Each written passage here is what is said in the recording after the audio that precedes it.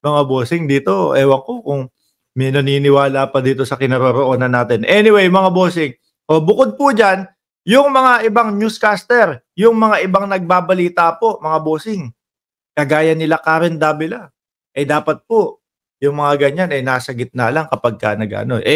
Siguro hindi na din po nila napipigilan, mga kababayan, no? Yung pagka-shock. After hearing yung pagka-shock doon sa mga binanggit at sinabi ng Vice Presidente doon sa kanyang press conference. May bumabanat na din. Sabi ni Eddie Wow, Willie to Sara, bigyan ng straight jacket yan. Nakaganon? Yung nakahawak na ganon? Hindi naman natin masisisi si Eddie Wow kung ganyan yung iniisip. Dahil po kung kayo nakapanood nung live na press conference ng ating Vice Presidente, mahihilo ka talaga no? Hindi mo alam kung saan ka dadalhin ng kwento Nandoon nga yung pugutan niyang ulo, nandoon yung ano pa ba tawag nun? Nandoon yung may kulaman portion. Ay, ingat ka sir, sabi. Yung kulam pwede through comment section. Sabi ni Angel Rayu. Pakinggan ho natin ito, mga bossing. Tingnan nyo po. Ay, ayaw. Game. Ay, pumindot. 3, 2, 1. Bana! Bring what she said. Grabe. Inulit ko ulit. Pinanood ko ulit ng ikalawang beses. Gusto ko lang masigurado na yung sinabi niya ay sinabi nga niya. Alam niyo po, mga kababayan, hindi ko lang sure kung nalagpasan ko to. Pero, madaming nagsasabi ho na meron talagang FU, no? Pero hindi lang talaga with yung kumbaga narinig. Pero read my lips, meron pala talagang ganun. Ano? Meron pala talagang ganun na part yung press conference na yun. Siguro hinanap ni Llamas yun. Kaya ho pinanood ng isa pa. Kapag kayong mga tipong kwentuhan sa inuman, no, mga bossing, talagang mapapaulit ka Talagang mapapaano ka. Panoorin nga ulit natin yung press conference ng Vice Presidente para naman matawa tayo, para naman sumaya tayo. Pakinggan ho natin walang putol to. Konti lang. Hindi ko maiiwasang hindi mag-reaction kasi game. Medyo kinurot ko nga yung sarili ko Gising ba ako? Hindi. Baka binabangungot ako. Pero medyo grabe yun It's worse than a meltdown. It was para siyang very unhinged. Bahagi nung kanya sinabi, alam na natin. No? Pero dapat siguro hindi siya yung nagsasabi. Yung sinasabi niya na siya halos nagmaluhod sa kanya si presidential sister para kumbinsihin siya na tumakbo as vice president or else matatalo sila ni Leni Robredo. No? Ayan. So binanggit na yan. Ako po, mga bossing, aaminin ko po sa inyo, ako naniniwala ho ako dun Kasi kung nagsalpukan po ang dalawa, si VP Sara at si Pangulong Bongbong Marcos, siyempre maghahati ang boto niyan. Makakapasok si Atty. Leni Robredo. Malaki po ang chance na gano'n na mangyari noong panahon na yon. Kaya po, yung isa nagbigay ng nagparaya daw, no? Tapos si PBBM naman, yung tumakbo ng pagka-presidente. Sabi ko sa sarili ko, buti na lang, no? Ganon ang naging usapan. Imagine niyo po, mga bossing, kung si VP Sara ang ating presidente ngayon.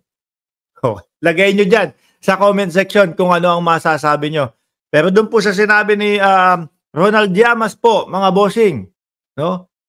Na maaaring makalusot si VP Leni Robredo. Siya ang manalo nung time na yon kasi maghahati ang boto. Naniniwala ho ako doon, mga boss. Tuloy. Binanggit niya yung sa kanya ni President Bongbong na maging Secretary of National Defense. Yung commitment sa kanya, ganun. Kung siya pala ang DND natin, mga bossing, Secretary of National Defense, no? Paano na?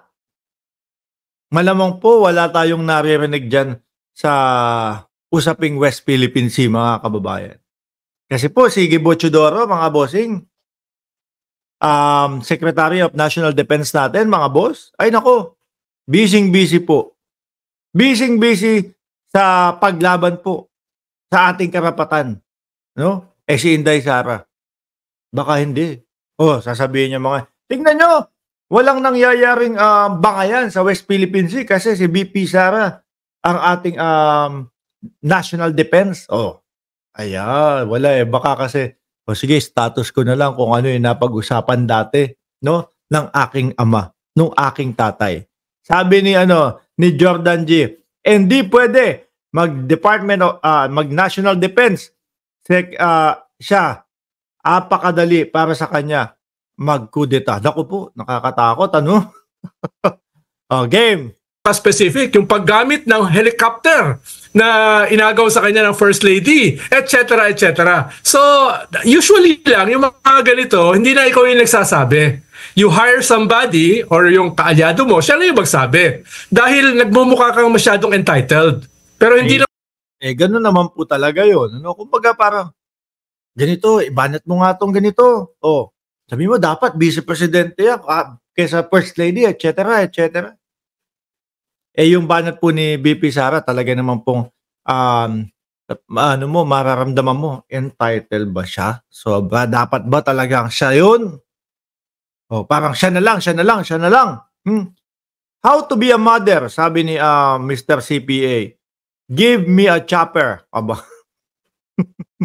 Talay, mahilig sila sa chopper. Ano? Kaya si Robin Padilla, ayun, tingnan mo. Isa din sa mahilig sa chopper siguro yun. Napapahiram ni Kibuloy ng chopper. Kaya po naman sa pagtatanggol kay Kibuloy, talagang naglulumuhod po ang isang Robin Padilla. Maipagtanggol lang si Kibuloy ho, mga kababayan. Tuloy. Naman bago yan, Karen, dahil nakita natin itong past 2 years, yung ganong klaseng sense of entitlement. Mula dun sa Tambaluslos incident, hanggang dun sa tinanggal yung kanyang confidential at intelligence fund in the hundreds of millions. Ang sabi niya, ang mga nagtanggal ay hindi sang-ayon sa kapayapaan ng bansa. Hindi, ang dami naman kasing nun. Ang dami namang palabok nun. Ang daming extra ho, mga kababayan. Nung kanyang, tawag doon?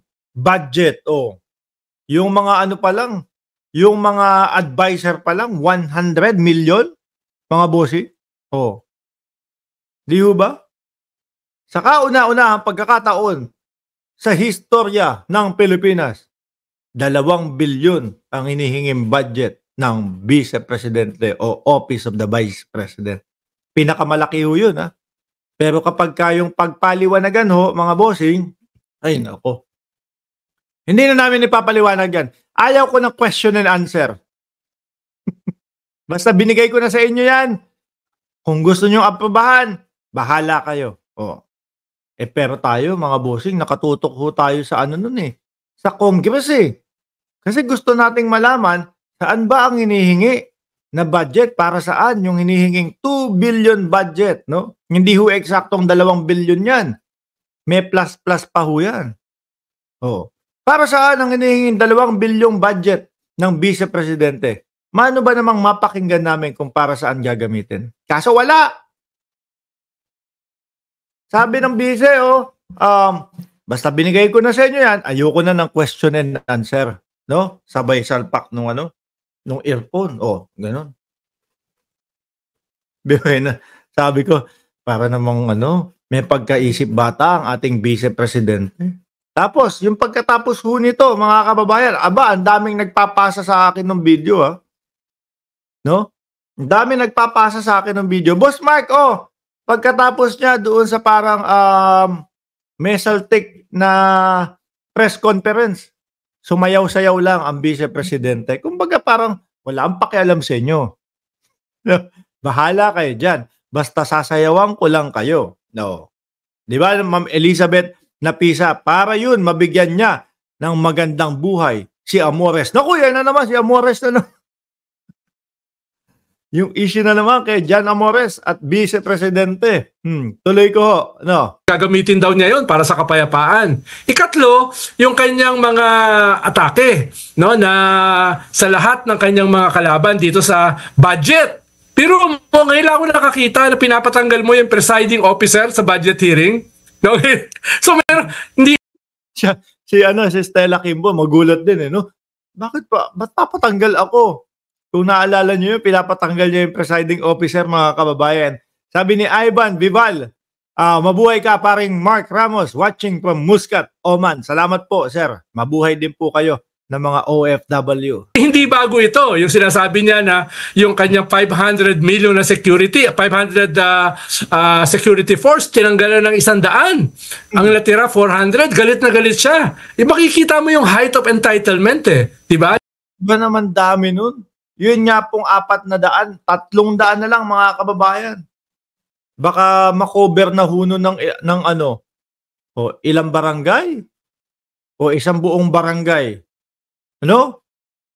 Baka makover na nun ang 5 milya mga kababayan Panigurado naman. Ligtas na ang vice-presidente nun. O sige, 300 na lang. Doon sa paligid niya, sabihin mo ng 50. Sa paligid niya, 50. Yung another 50, pakalat. Hanggang sa pakalat ng pakalat. Gaano masisigurado yung kasiguraduhan ng ating vice-presidente? Ang laki na ho, di ba? Nagalit tuloy sa akin si Dang Metro kasi sabi ko parang isip bata. Ang gusto pala ni Dang Metro ang sabihin mo may saltik at malakas ang tama sa utak ng BP Tambalustay nila. Hindi po natin masisisi yung mga nagsasabi ng ganyan. No? Yung iniisip na parang may tama ang ating vice-presidente.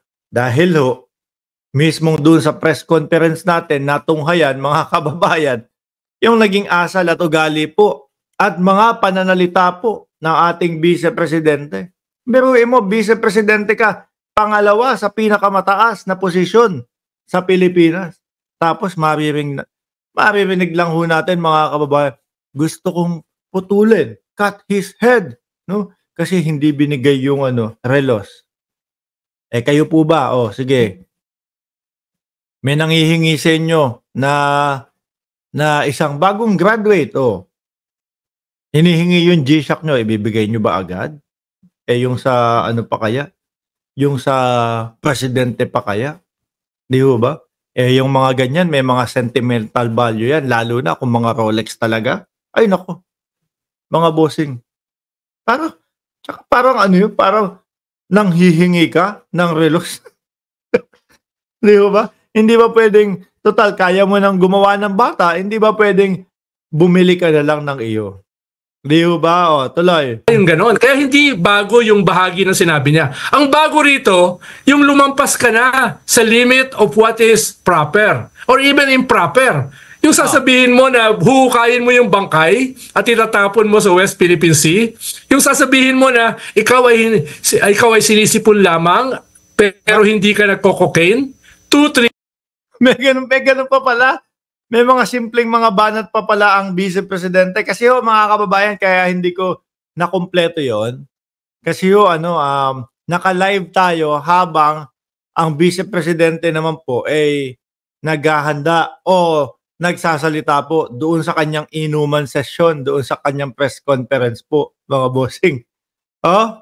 Tuloy. Kaya hindi ko narinig yung mga ganun na merong sinisipon ako Kaya hindi ako nagko-coke. 3 times. Tapos yung sabi mo, BS for 5 times. So, tapos yung pamumugot ka ng ulo. Actually, Karen, my 40 years in politics, ngayon ako nakakita ng ganito. Na ganitong klaseng, hindi lang siya toxic It's morbid. Tama. Grabe po, mga bossing. Ako, masasabi ko kung bakit ganyan ang vice-presidente. Base lang po sa pag-aanalisa ko habang siya nagsasalita. Sa mga sitwasyon po, depressed na po yan. No? Tingin ko, depression na po yan mga bossing. Yung tipo bang meron silang gustong mangyari pero hindi mangyari-yari kasi malabo, mahirap. No? Dahil ang ating Pangulo naman po, tumatrabaho ng maayos. Di ba, Ma'am Wilfred? Tumatrabaho ng maayos. Nandiyan ang sambayan ng Pilipino, naka-back up sa ating Pangulo. Kaya hirap po. Kaya ngayon, depressed. Sabi ni Perold, Ray, Micaelo, Regencia. Yun po yung start ng press conference niya, Sir Mark. Yung humingi siya ng tissue. Umpisa. Naka-live pa tayo nun. No? Ayaw kong maniwala sa pamilya Duterte, sabi ni Joseph